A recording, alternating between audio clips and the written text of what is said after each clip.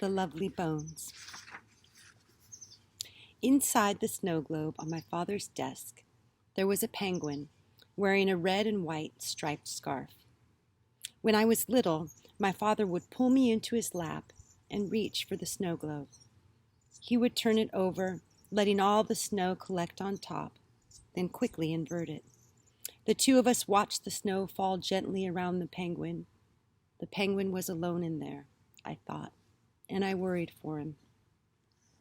When I told my father this, he said, "Don't worry, Susie. He has a nice life. He's trapped in a perfect world." Chapter 1. My name was Salmon, like the fish. First name, Susie. I was 14 when I was murdered on December 6, 1973. In newspaper photos of missing girls from the 70s, most looked like me, white girls with mousy brown hair. This was before kids of all races and genders started appearing on milk cartons or in the Daily Mail. It was still back when people believed things like that didn't happen. In my junior high yearbook, I had a quote from a Spanish poet my sister had turned me on to, Juan Ramón Jiménez. It went like this: "If they give you ruled paper, write the other way."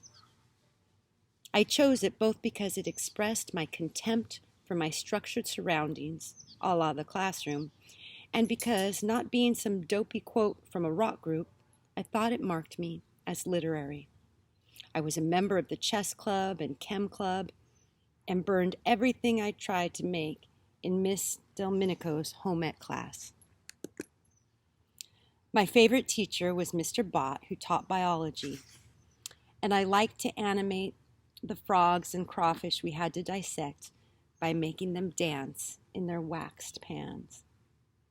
I wasn't killed by Mr. Bott, by the way. Don't think every person you're going to meet in here is suspect. That's the problem. You never know. Mr. Bott came to my memorial, as, may I add, did almost the entire junior high school. I was never so popular, and cried quite a bit.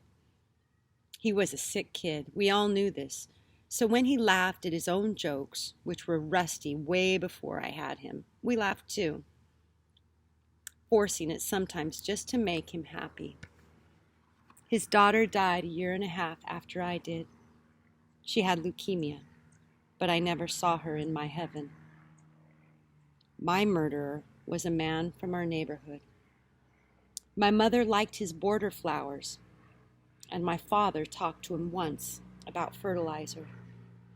My murderer believed in old-fashioned things like eggshells and coffee grounds, which he said his own mother had used. My father came home smiling, making jokes about how the man's garden might be beautiful, but it would stink to high heaven once a heat wave hit. But on December 6th, 1973, it was snowing, and I took a shortcut through the cornfield back from the junior high. It was dark out because the days were shorter in winter, and I remember how the broken corn stalks made my walk more difficult. The snow was falling lightly, like a flurry of small hands, and I was breathing through my nose until it was running so much that I had to open my mouth. 6 feet from where Mr. Harvey stood, I stuck my tongue out to taste a snowflake. "Don't let me startle you," Mr. Harvey said. Of course, in a cornfield, in the dark, I was startled. Thank you.